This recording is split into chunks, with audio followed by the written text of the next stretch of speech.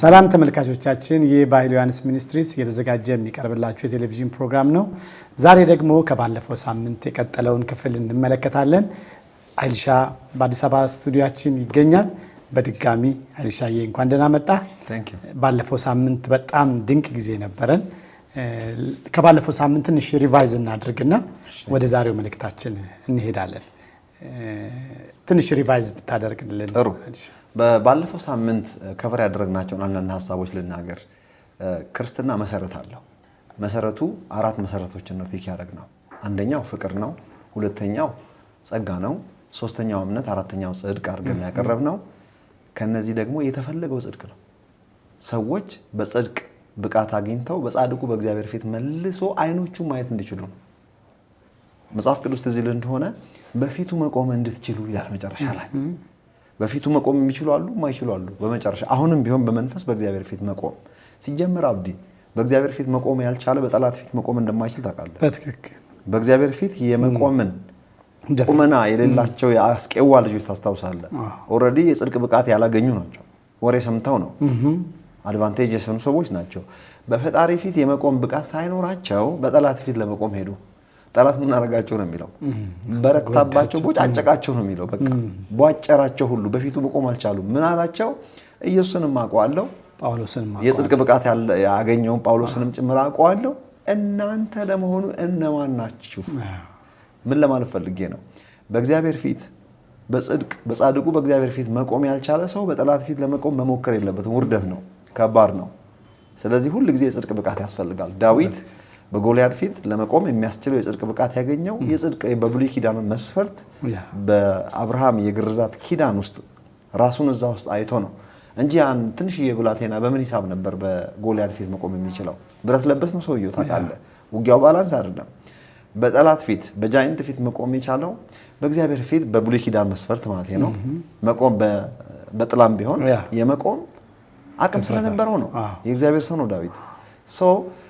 ስለ ፍቅር አነሳን፣ ስለ ጸጋ አነሳን፣ ስለ እምነት አነሳን፣ ስለ ጽድቅ የተፈለገው ምንድነው? ጽድቅ ነው። ግን ባለፈው ከቨር ያደረግነው ወደ ፍቅር ዞረን ከመጀመሪያው ሪሊስቲ ፍቅር ምንድነው የሚለውን ነገር መስበኪያ ርዕስም እንዳይደለ እነዚህ ትልልቅ ነገሮች ያነሳናቸው የመጽሐፍ ቶፒክ ወይም የትምህርት ቶፒክ ወይም ርዕስ መሆን አይችሉም። ከዛ ውስጥኛ ቆረጥ አድርገን ነው ዋናውን ሀሳብ ብቻ የምንነጋገረው። በዚህ ጉዳይ ላይ ነበር ያነሳነውና ፍቅርን ስናነሳ ትልቁ የእግዚአብሔር ፍቅር የተገለጠው በልጅነታችን ዙሪያ እኛን መውለዱ፣ ያውም በመልኩና በአምሳሉ። በሌላ ቋንቋ እኮ ልክ እንደኔ ይሁኑ ነው ያለው። ስለዚህ የእግዚአብሔር ትልቁ ፍቅሩ እዛ ጋር የተገለጠ ነው። የመስቀል ፍቅር ያንን ደንት የተመታውን ነገር እሱን ለማስተካከል ነው። አዲስ ነገር ለማምጣት አይደለም። አዲስ ነገር ሲጀመር የለም። ኢየሱስም ፍቅር ነው። ያልነበረ ነገር ኢየሱስ ያመጣው አንዳች ነገር የለም። ዋው! ይሄኛውን የባለፈውን ሳምንት ትምህርታችንን በኃይሉ ዮሐንስ ሚኒስትሪስ ዩቲዩብ ላይ ታገኙታላችሁ። ከዛ የቀጠለውን ነው ዛሬ እየተነጋገርን ያለ ነው። እንደዚሁም አንደኛ ዮሐንስ ምዕራፍ 3ን አይተን ነበር። የእግዚአብሔር ፍቅር መገለጫ ምን እንደሆነ ራሱ ሲናገር ሐዋርያው ዮሐንስ የእግዚአብሔር ልጆች ተብለን እንድንጠራ አብ አትረፍርፎ ያፈሰሰልን ፍቅር ምንኛ ታላቅ ነው። ይህ ታላቅ ፍቅር እንዴት ተገለጠ ሲባል አብ የፈለገው ነገር አለ። ፍቅሩን የገለጠው የሆነ ማቴሪያል በመስጠት አይደለም። ፍቅሩን የገለጠው ሰማይና ምድርን በመስራት አይደለም። ፍቅሩን የገለጠው እኔና አንተ ልጆች ተብለን እንድንጠራ እኛን በመውለዱ ነው። ከዛ ወረድ ብሎ እኛም እንዲሁ ልጆቹ ነን። አሁን ጋፕ የተፈጠረው ስለ ፍቅር ትክክለኛ ዴፊኒሽን አናውቅም። እንደገና የልጅነታችንን ኮሩን ዋናው የልጅነት ፍቅር እንደሆነ ካለመረዳት ክርስትናን ትንሽ ባላንስ አሳጥፈናል። አሁን ስለዚህ ፍቅር ስናወራለት ይህ ፍቅር እንደው መለኪያው ምንድን ነው? ይህ ፍቅር የሚለካ ነው?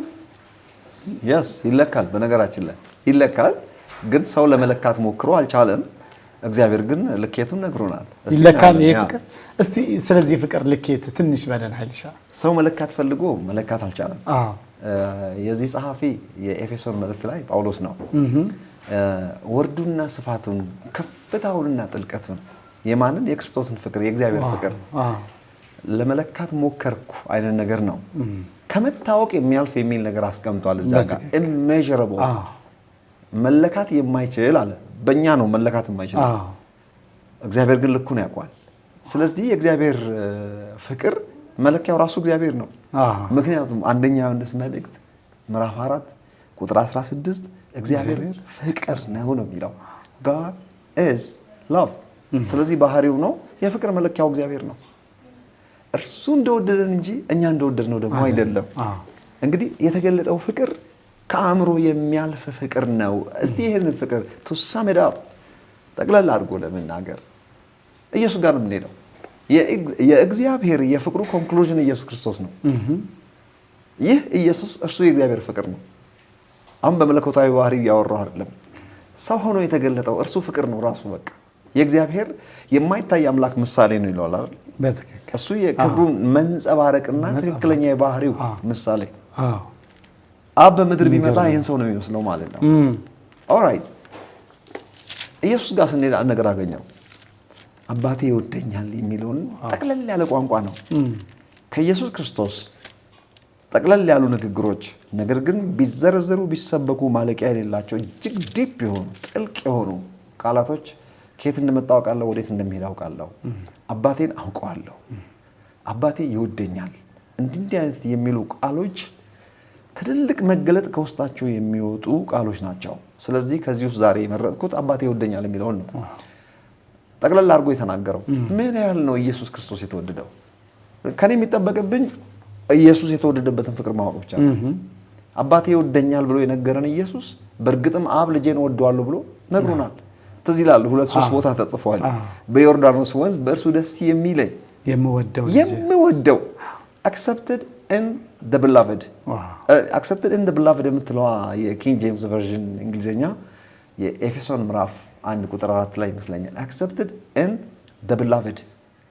ይህ እግዚአብሔር አብ ስለ ልጁ ከተናገረው ጋር ኢኩቫለንት ቋንቋ ነው።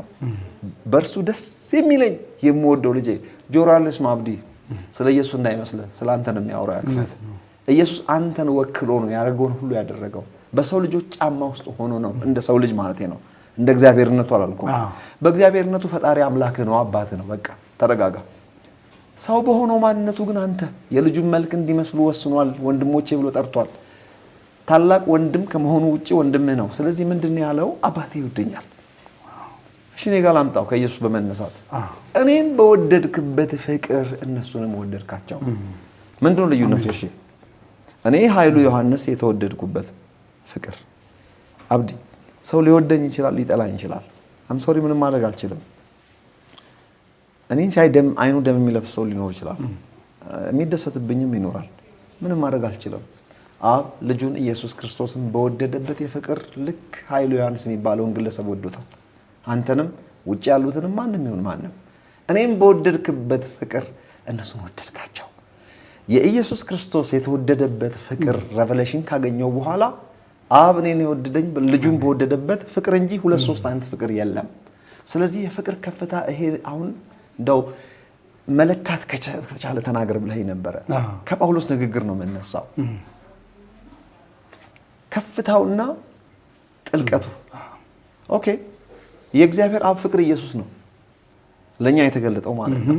ሳይሸራረፍ ሳይቀናነስ ኢየሱስ ክርስቶስ የእግዚአብሔር የፍቅሩ ኮንክሉዥን ነው፣ የፍቅሩ መገለጫ ነው። እግዚአብሔር ያን ያህል ነው የወደደን ልጁን እንደወደደ። ልጁ የፍቅሩ መገለጫ ማኒፌስቴሽን ነው።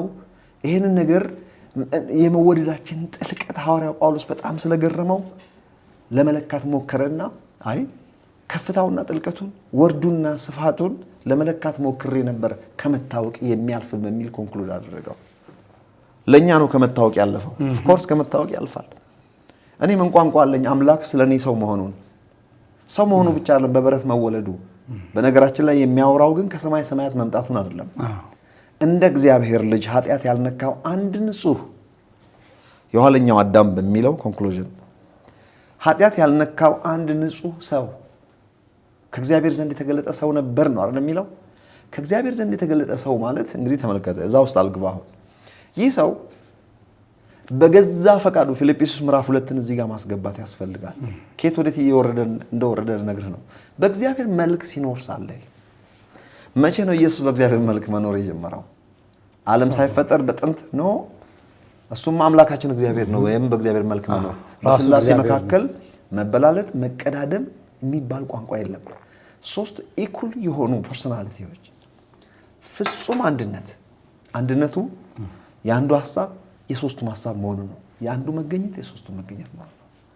ሶስትነቱ ፍጹም መንፈስ የሆኑ እኩል ማንነቶች ኤሎሂም። ኦኬ እርሱ በእግዚአብሔር መልክ ሲኖር ሳለ የሚል ዘፍጥረት ምዕራፍ 1 ማለት ነው። አዳም ከውድቀቱ በፊት በእግዚአብሔር መልክ ነበር የሚኖረው። በእግዚአብሔር መልክ መኖር ማለት በተፈጠርክበት ባህሪዎች መገለጥ ማለት ነው። ኃጢአት ወደ ዓለም ሳይገባ ሰይጣን አክቲቬሽን ሳያገኝ ሁሉ ንጹህ በነበረበት ንጹህ አትሞስፌር በነበረበት ሰዓት ሰው በእግዚአብሔር ፊት ለመቆም ብቃት በነበረበት ጊዜ አዳምና ሔዋን በእግዚአብሔር ፊት ለመቅረብ ብቃት ነበራቸው አልነበራቸውም? ነበራቸው። የሚከለክል የሚጋርድ ኃጢአት ወደ ዓለም አልገባም። ሰይጣንም አክሰስ አላገኘም። እነዚህ ሰዎች ያቸው እግዚአብሔር አምላክ እንግዲህ ሰውን የወደደበትን ፍቅር ልክ እየተናገርኩ ነው ያለሁት። የሐዋርያ ጳውሎስን ንግግር እዚህ ውስጥ ላስገባ ፈልጌ ነው። እነዚህ ሰዎች በእግዚአብሔር ፊት መቆም የሚችሉ የነበሩ ሰዎች ከጽድቅ የተነሳ ነው። የጽድቅ ብቃት ነበራቸው። የተፈጠሩት በእግዚአብሔር መልክና አምሳል ነው። የሚኖሩት ደግሞ በእግዚአብሔር መልክ ነው። በእግዚአብሔር መልክ መኖር ማለት በተፈጠርክበት ባህሪ መገለጥ ማለት ነው። ሰው ከፍቅር ነው የተወለደው ወይም የተገኘው በፍቅር ነበር የሚኖረው። ሰው ከመልካም አምላክ ነው የተገኘው። ሰው መልካም ነበር የሚኖረው በመልካምነት ነው። ምንም ነቀፋ አልነበረም። እርሱ በእግዚአብሔር መልክ ሲኖር ሳለ የሚለው ዘፍጥረት ምዕራፍ 1 ከቁጥር 26-28 ማለት ነው። ጆሮ ያለው እስማኤል ነው። ኢየሱስ ክርስቶስ በእግዚአብሔር መልክ ሲኖር ሳለ መቀማት እንደሚገባው አልቆጠረውም። የባህሪ እኩልነት የሚለው ሰው ከእግዚአብሔር በመገኘቱ የባህሪ መተናነስ የለበትም። መተናነስ ያለን እኛ ጋር በዘር መልክ ነው ያለው እግዚአብሔር ባህሪ፣ እሱ ጋር በሃርቨስት መልክ ነው ያለው። እግዚአብሔር አያድግም፣ ማደጊያ ፖይንት የለም፣ ሙሉ ነው። እኛ ግን በዘር መልክ ነው እግዚአብሔር ባህሪ በእኛ ያለው። ስለዚህ እናድጋለን ለዘላለም። ኢየሱስ በእግዚአብሔር መልክ ሲኖር ሳለ ከዛ ወዴት እንደወረደ ተመልከት። በምስሉም እንደ ሰው ተገኝተው እንደ ሰው መገኘቱ አይደለም መውረድ የተባለው እዚህ ጋር በባሪያ መልክ እስከ መስቀል ሞት ድረስ የታዘዘ ሆነ። ያውም በባሪያ መልክ። በባሪያ መልክ ማለት ስለ ኃጢአት ባርነት ነው የሚያወራው። ዮሐንስ ወንጌል ምዕራፍ 8 እንዳትረሳ። ኃጢአትን የሚያደርግ የኃጢአት ባሪያ ነው። ኢየሱስ ክርስቶስ ኃጢአትን አላደረገም። በፈቃደኝነት የእኛን ኃጢአት ሲሸከም ተመልከት። በምስሉም እንደ ሰው ተገኝቶ በባሪያ መልክ ራሱን አዋረደ። ይኸውም እስከ መስቀል ሞት ድረስ የታዘዘ ሆነ። ከዚህም የተነሳ እግዚአብሔር ያለ ልክ ከፍ ከፍ አደረገው፣ ከስም በላይ የሆነውን ስም ሰጠው። ኢየሱስ ክርስቶስ ኃጢአታችን ሲነካው የእኛን ኃጢአት በፈቃዱ ሲሸከም በሶስቱ የሕማማት ቀናት ውስጥ አንድ የእግዚአብሔር ልጅ ካለበት ከፍታ ወርዶ አንድ ኃጢአተኛ ሰው ወደሚገኝበት ጥልቅ ድረስ ወርዷል። ይህን ከፍታና ይህን ጥልቀት ሐዋርያው ጳውሎስ ኤፌሶን ላይ ሊለካ ሞከረ። አንድ የእግዚአብሔር ልጅ ካለበት ከፍታ ወርዶ እስከ ሲኦል ድረስ የተገኘበትን ሂደት ይሄን ለክተው የሐዋርያት እምነት መግለጫ ላይ ይህን ቁጭ አድርገውታል። በተሰቀለ በሞተ በተቀበረ ወደ ሲኦልም በወረደ በሶስተኛውም ቀን ከሙታን ተለይቶ በተነሳ ነው የሚለው። ኢየሱስ ክርስቶስ የመጣበት የአንድ የእግዚአብሔር ልጅ ያለበት ከፍታ ማለት የአብ ቀኝ ከፍታ ማለት ነው። ከዚህ ነገር አውርዶት የመጨረሻው ዝቅታ መጽሐፍ ቅዱስ ወደ ላይ ወጣ የሚለው ቃል ወደ ጥልቁ ወረደ ማለት ካልሆነ በስተቀር ማለት ነው ይላል። ጥልቅ የሚለው ቋንቋ የተቆፈረ ጉድጓድ ማለት አይደለም። አንድ ኃጢአተኛ ሰው ወዳለበት ስቴት ኦፍ ቢይንግ ማለት ነው። የአንድ ኃጢአተኛ ሰው በህይወት ያለ ቢሆን የሞተ ቢሆን ኦልሬዲ ሲኦል ውስጥ ነው። ሲኦል ስንሞት የምንሄድበት አይደለም። አንድ ኃጢአተኛ ሰው ጌታ ኢየሱስ ክርስቶስን ባለመቀበል የዘላለም ህይወት ያላገኘ ሰው የውስጥ ስቃይ ነው። የውስጡን ስቃይ ማዳመጫ የለውም እንጂ ኢየሱስ ወደዛ ነው የወረደው በሕማማቱ ቀናት። ይህንን ነገር እንዴት ሊሆን ቻለ የሚለውን ሐዋርያ ጳውሎስ ሜጀር ሊያደርግ ፈለገና አልቻለም። ከመታወቅ ያልፋል። ይህንን ማወቅ አልችልም ማለት መላእክቱ እንኳን አልገባቸውም ይላል ጴጥሮስ መልእክት ደግሞ መላእክት የዚህ ነገር ሚስጥር ፈጽሞ ሊገባቸው አልቻለም። ምንድነው የተአምር?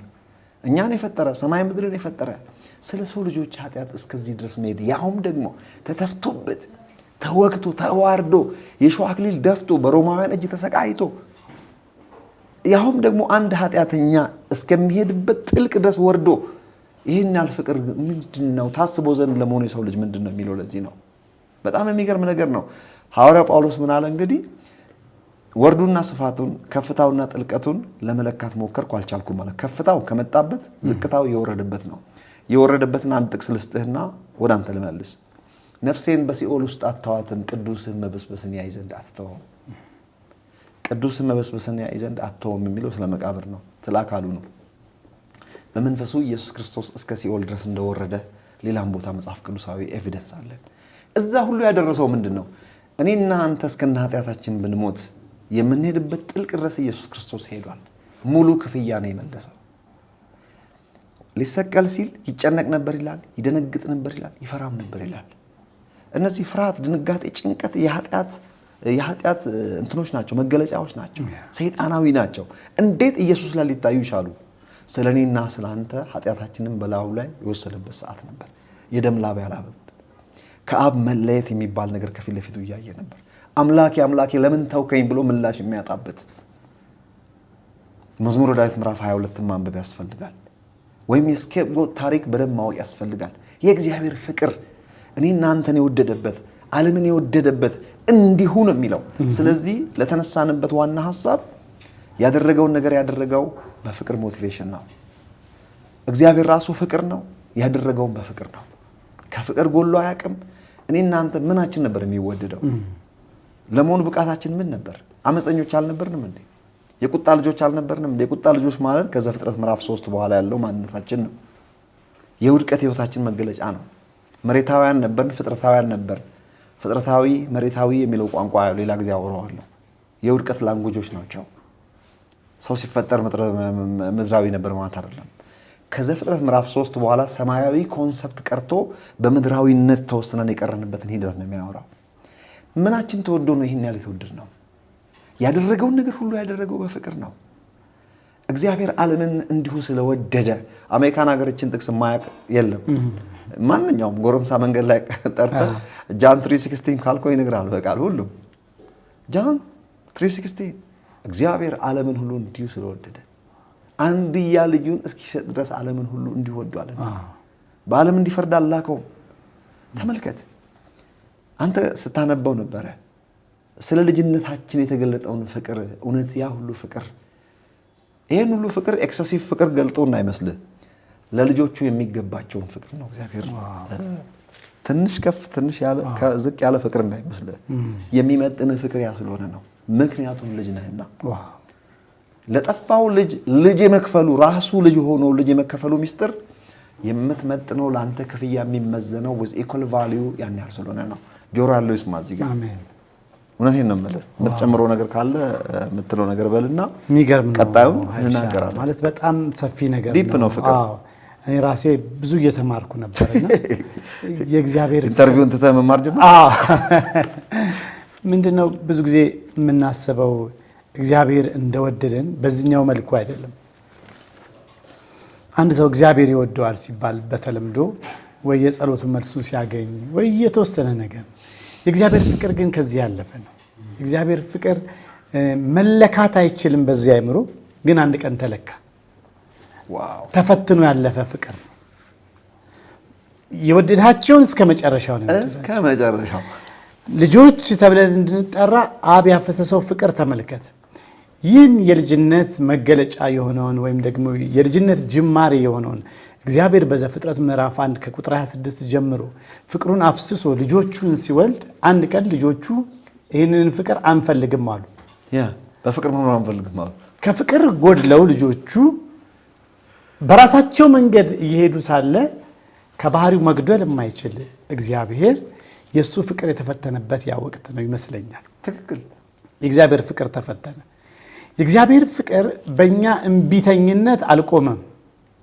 እምቢ ብንልም ከሱ ተለይተን ብንሄድም የሚያስከፍለውን ዋጋ ለመክፈል ሬዲ ሆኖ፣ ሊያውም የተከፈለው ዋጋ ውጫዊ ዋጋ አይደለም። የከብቶችና የኮርማዎች ደም አይደለም። ራሱ የእኛን መልክ ይዞ መጥቶ እሱ ብቻ አይደለም ደግሞ ቅድም ስለ ፍቅር ከፍታውና ዝቅታውን የገለጥክበት መንገድ በጣም የሚገርም መንገድ። ከፍታው ከመጣበት ከወረደበት የወረደው ለኔም ሴንስ አይሰጠኝም ነበር እስከ መቃብር ሞት ቢሆን ድረስ። አንተ እስከ እናጥያት ብትሞት የመጨረሻው ስፍራ መቃብር ነው እንዴ? አይደለም። ስለዚህ የመጨረሻይቱ ክፍያ ካልተከፈለች እግዚአብሔር የፍትህ አምላክ ነው። ልብ አድርግ። ፍርድ ሳያገኝ የሚያልፍ የለም። የፍትህ ጥያቄ ምላሽ ሳያገኝ የሚያልፍ የለም። ምኑን ተከፈለልህ ታዲያ? የስጋ ጥያቄ ነው እንደ ጥያቄያችን መንፈሳዊ ጥያቄ እንጂ። ስማ እንደ አቋረጥኩ ይቅርታ ፕሊዝ። ሚልኪያስ ላይ ወድጃቸዋለሁ ይላል የሰራዊት ጌታ እግዚአብሔር። ትንቢት ነው። በወቅቱ ስላሉት ከባቢሎን ምርኮ የተመለሱ ተስፋ የቆረጡ አይሁዶች በዛን ሰዓት በቃ እየተበሳጩ የነበሩትን አይደለም። ወድጃቸዋለሁ ይላል የሰራዊት ጌታ እግዚአብሔር። ኤሳውን ጠላ ያዕቆብን ወደድኩ የሚል ቃል ተጽፏል። በምን ወደድከን አላችሁ እናንተም አሉት። መብታቸው ነው ማለት። ወድጃቸዋለሁ ይላል የሰራዊት ጌታ እግዚአብሔር አላቸው። የደቀቁ ብዙ መከራ ውስጥ ያለፉ ሰዎችን ለመሆኑ በምንድን ነው የወደድከን አሉት። ኤሳውን ጠላ ያዕቆብን ወደድኩ አላቸው። ይሄ ነገር የአዲስ ኪዳንን ፍቅር ነው የሚያወራው። በክርስቶስ ሞትና ትንሣኤ አምነው የፍቅሩ አካል ስለሚሆኑ ሰዎች ትንቢታዊ ምላሽ ነው። ወድጃችኋለሁ ይላል የሰራዊት ጌታ እግዚአብሔር። በምን ወደድከን? መብታቸው ነው። በልጄ በኢየሱስ ክርስቶስ ወደድኳቸው ነው። ኤሳውን ጠላ ያዕቆብን ወደድኩ ስለ ፕሪደስቲኔሽን እና ሄርሜኒዝም እና ካልቪኒዝም ለሚያወራ እንዳይመስል በልጁ በኢየሱስ ክርስቶስ በኩል ስለሚገለጠው ፍቅር እየተናገረ ነው። አብርሃም ልጁን በሰዋ ጊዜ ለመሰዋት በወጣ ጊዜ የአባት ልጅ ለመስጠት ፈቃደኛ መሆን፣ የልጅ ለመሰዋት በመሰዊያ ላይ መጋደም። በአዲስ ኪዳን አብ ልጁን ሰጥቶ ልጁም ደግሞ ስለኛ ሊታረድ በመሰዊያ ላይ መጋደም፣ በመስቀል ላይ ፈቃደኝነት ሞት መሞቱን የዛ ምሳሌ ነው። ፍቅርስ ተገለጠ። ፍቅር የሚዳሰስ ነው፣ የሚታይ ነው። እነ ጴጥሮስ የዳሰስ ነው የሚለው ምንድን ነው የዳሰሱት? ፍቅሩን የዳሰሱት። የተወደዱበትን ልክ ነው የዳሰው ያዩት፣ የሰሙት ያንን ፍቅር። ፍቅር ይናገራል፣ ፍቅር ይሰማል፣ ፍቅር ይዳሰሳል፣ ይታያል። ፍቅር ያዩትን ነው የጻፉልን። ምን ያህል እግዚአብሔር ሰውን እንደወደደ በልጁ ሞትና ትንሣኤ የተገለጠውን አስደናቂ ፍቅር። እግዚአብሔር የተመሰገነ ይሁን። ወድጃችኋለሁ ይላል የሰራዊት ጌታ እግዚአብሔር የሚለው ቃል አንድ ነገር ትዝ ይለኛል። እየተወደደ መወደዱን የማያውቅ ሰው እንዴት ዲስትራክቲቭ እንደሆነ ያደረገውን ነገር ሁሉ ያደረገው በፍቅር ሞቲቭ ነው ብለናል። ኢቭን ስንፈጠር እኮ እንደምንክደው ያውቃል እግዚአብሔር። ሰውን ፈጥራለሁ በመልኬና በአምሳሌ ግን ይክደኛል ሰው። በዘላለማዊ እውቀቱ ያውቃል። ምንም ሰርፕራይዝ የለም ለእግዚአብሔር። ቢክደኝም መልሼ ያስከፈለኝን የፍቅር ከፍዬ መልሼ ራሴ ያደርገዋለሁ። የመዋጀት ሕግ በልጁ በኢየሱስ ክርስቶስ ይሄንን ያስከፈለውን ክፍያ ከፈለ። ልጁን ነው ኮስት ያደረገው። ይህ ፍቅር በምን ይተመናል? ብርና ወርቅ ይገዛዋል ይህን ፍቅር? በፍጹም። ትዝ ይላል ማቴዎስ ወንጌል ምዕራፍ 22 ላይ ለልጁ ሰርግ ደግሶ ሰዎችን የጠራ ይገባቸዋል የተባሉ ሰዎችን ጠራ። የአይሁዳውያን ምሳሌ ነው። በአባቶቻቸው እነሱ የምርጫው አካል ስለሆኑ ፕራይመሪሊ ለነሱ ነውና ተጠሩና አይ በሬ ገዝቻለሁ፣ በሬን ቴስት አደርጋለሁ። አንዳንዱ ትንሽ ቢዝነስ አለችኝ አልችልም አሉ። ማን እንደጠራቸው ስላላወቁ ነው። እንግዲያውስ የሰባ ፍሪዳዎች ታርዷል። ይሄን ሁሉ ለማላረገው ነው። ንጉስ እኮ ነው ልጁን የሚድረው። አንተ አዩ ኬዲንግ በሬህን ሌላ ጊዜ ቴስት አታደርግም? ንጉስ ጠርቶ ቢዝነስ ትላለህ እንደ ንጉስ ጠርቶ ፕሬዚዳንት አይደለም የጠራ፣ ፕራይም ሚኒስተር አይደለም የጠራ፣ ንጉስ ነው። ንጉስ እኮ ማለት ንጉስ ነው። ንጉስ አይከሰስ ሰማይ ይታረስ። ንጉስ ጠርቶ አንተ ትላለህ እንዴ? ከዛስ ያለ ማወቅ ጥግ ላሳየ ነው። የተወደዱበትን ንጉስ ወርዶ አንድን ተራ ሰው እባክህ የልጄን ሰርግ እንዳትቀርብኝ ሲል አልገባቸውም ነው፣ ስላላወቁ ነው። የዚህ ዓለም ገዢ ሐሳባቸውን ስላሳወረ ነው። መንገደኛው ወዳጄ ከሺሻ ቤት የወጣው አልኮሊክ የሆነው ድራግ አዲክት የሆነው እየተደናበረ የሚሄደውን መንገደኛውን ስራ ፈቱን ሄይ ግቡ ተብላችኋል። እሺ ብሎ መጡ። እዚህ ጋር ነው ትሪኩ። በሩ ላይ ሲደርሱ ለካ ይገባቸዋል አይገባቸውም የተባሉት የራሳቸውን ልብስ አውልቀው በባለቤቱ የተዘጋጀ ልብስ ለብሰው ነው ወደ ውስጥ የሚገቡት። ውስጥ ከገባ በኋላስ ይገባቸዋል የሚባል ሀብታም ነው ድሃ ነው የሚባል የለም። ሁሉም እኩል ነው። ካለፍክ በኋላ የምታልፍበት ጌት ግን ጽድቅ ትባላለች። ወደዛ እንመጣለን። ጽድቅ ጋር ከመድረስ በፊት ፍቅር ስራውን ሰርቶ ነው ወደ ጽድቅ ያመጣን። ዝም ብሎ አይደለም። ጌቱን አልፈን ልንገባ ብቃት የሰጠን እንግዲህ ጽድቅን ለማግኘት ብቃት ያገኘ ነው ከፍቅር ተነስተን ነው። ፍቅር ያደረገው ነገር ነው። እግዚአብሔር ፍቅር ነው። አብዲ እንዴት እንደተወደደን በፍቅር ታሪክ እኮ ለምሳሌ አንዲት ሴት ባሏ ወይም ቦይፍሬንዷ እንበል whatever ይወዳታል። እንደሚወዳት ግን አታውቅም። እሷ እንዲወዳት ለማድረግ ትፍጨረጨራለች። እሱ እኮ ኦልሬዲ ይወዳታል። የምታደርገው ነገር ሁሉ ያስከፋዋል። ምክንያቱም እኔ እኮ ኦልሬዲ እወድሻለሁ ነው የሚላት። ወንዱም እንደዚያው እሷን ለማስደሰት ይፍጨረጨራል። እሷ እኮ ትወደዋለች። የማይገዛው ነገር የለም። ሄይ እኔ እኮ በጣም የምወድ እንዳውም ፍቅሬን አትቀናንስብኝ። ማንነትን እንዲወዳለሁ የምትገዛው ነገር ሞር እንዲወድ አያደርገኝም። እግዚአብሔር በነፃ እንዲያውን ይወድድን። አሜን። ለሚሰሙ ሰዎች እናገራለሁ። እንዲያው ዓለምን ስለወደደ ነው ያለው። እንዲወዳችሁ አንዳንድ ነገር የምታደርጉ ሰዎች ዛሬውን ሁሉን እርግፍ አድርጋችሁ አስቀምጡ። ፍቅሩን ማሳነስ ነው ይሄ። እንዲወደን ለማድረግ የሚያስችለን ብቃትማ ቢኖረን ኖሮ ጥሩ ነበረ። የጽድቅ ብቃት የለንም። ለዛ የሚያበቃ ለመወደድ የሚያበቃ ምንም ነገር የለንም። እግዚአብሔር ያደረገውን ነገር ሁሉ ያደረገው በፍቅር ሞቲቭ ነው። himself is love. praise the lord. አሜን። አብዲ ላንተ እንገቀል። እንግዲህ ይሄ ማያልቅ ግን አጥንትን ሰርስሮ የሚገባ የእውነት የእግዚአብሔር ፍቅር በልባችን በመንፈስ ቅዱስ አማካኝነት የፈሰሰው ታላቅ ፍቅር ነው። ዛሬ አንድ መልእክት አለን። ኃይልሻ በመገለጥ መንፈስ ሆኖ እንደዚህ ሼር ያደረገን የእግዚአብሔር ፍቅር መለካት ተችሏል። የተለካው በክርስቶስ ኢየሱስ።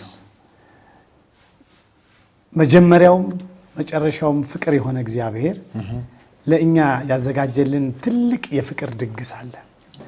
ይህን የፍቅር ድግስ ቅድም ኃይልሻ በማቴዎስ ምዕራፍ 22 ላይ እንደተናገረው ተደግሶ ወደ ድግሱ የገባናለን። በደጅ ላሉት መልእክት አስተላልፍና ለነሱ ጥሪ አድርገህ ብንጨርስ። በጣም አሪፍ።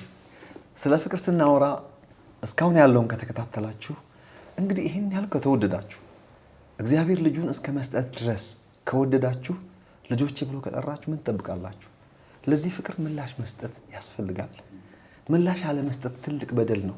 ወድጃችኋለሁ ይላል የሰራዊት ጌታ እግዚአብሔር ተብሎ ከተወደድኩ መወደዴን አለማወቅ የሚባል ዲስትራክሽን ጨለማ፣ ይህን ሰብራችሁ ለምን አትወጡም? አትሊስት እኮ ጌታ መቀበል ማለት ምን ማለት መሰለ አብዲ? ጌታ ይወደኛል እኮ ብሎ ማሰብ፣ ስለሚወደኝ ልጁን ሰጠኝ። ለዚህ ነገር እውቅና ሰጣለሁ። እውቅና መስጠት ማለት እኮ ጌታ መቀበል ማለት። አንዳንድ ጊዜ ጌታን ተቀበሉ ስንል የተለመደ ቋንቋ ስለሆነ ተራክሷል፣ ቋንቋ አንሷል። ከዛ የተነሳ አንዳንዶቹ እንደውም ከኤርፖርት ነው ወይ የምትቀበሉ ይላሉ። አይ ከኤርፖርት አይደለም የምትቀበሉት። ጌታን መቀበል እውቅና መስጠት ማለት ነው። ምንድነው እውቅና የምንሰጠው? አዎ ከሰማይ ሰማያት ወርዶ ሰው መሆኑ ብቻ አይደለም። የአንድን ኃጢአተኛ ሰው ስፍራ ወስዶ የኔን ስፍራ ወስዶ ውድ ህይወቱን ሪስክ አድርጎ ያን ሁሉ ውርደት ያን ሁሉ ስቃይ አይቶ ተተፍቶበት ምክንያቱ እኔ ነኝ። ይሄ ሁሉ የሆነው ለኔ ነው። እንደዚያ ነው የተወደድኩት። እስከ ጥልቅ እኔ ኃጢአተኛው በሞት የምወርድበት ጥልቀት ድረስ ሄዷል። ስለኔ ሞቱ አልቀረም፣ ስለኔ ተነስቷል። ለዚህ እውቅና ሰጥቼ እሱ ባለበት እሆናለሁ የምትሉ ሰዎች ጌታችን ኢየሱስ ክርስቶስ እንደ ግል አዳኛችሁ መቀበላችሁን አትርሱ። ደውሉልን፣ ስልካችን እዚህ ላይ ይኖራል። እውነቴን ነው የምላችሁ። ቀረብ ወደሚለውም እግዚአብሔርን ወደሚያውቁ አብያተ ክርስቲያናት በመሄድ ህብረት አድርጉ። ለእግዚአብሔር ፍቅር ምላሽ አለመስጠት የሚባል በደል ሲኦል ያስገባል፣ ወቆ ገሃነም ያስገባል። እኔ ለተጠራንበት የፍቅር ጥሪ ምላሽ አለመስጠት የሚያክል በደል ከዛ ውጪ ምንም ነገር የቀረ በደልም የለም። ሲጀመር ኢየሱስ ኃጢአትን አስወግዷል። ለዚህ ሁሉ ስቃይ እውቅና አለመስጠት ከዚህ በላይ በደል የለም። ይሄን ያልን ወደደን። የተወደድንበት ዓላማ እኛም በጽድቅ ብቃት እንዲኖረን ነው። ወደዛ እንመጣለን። ጨርሻለሁ። አብዲ ኃይልሻ በጣም አድርገን እናመሰግናለን። የዛሬውን እዚህ ላይ እናበቃለን። ሳምንት በሌላ ፕሮግራም እንገናኛለን። መልካም ሳምንት።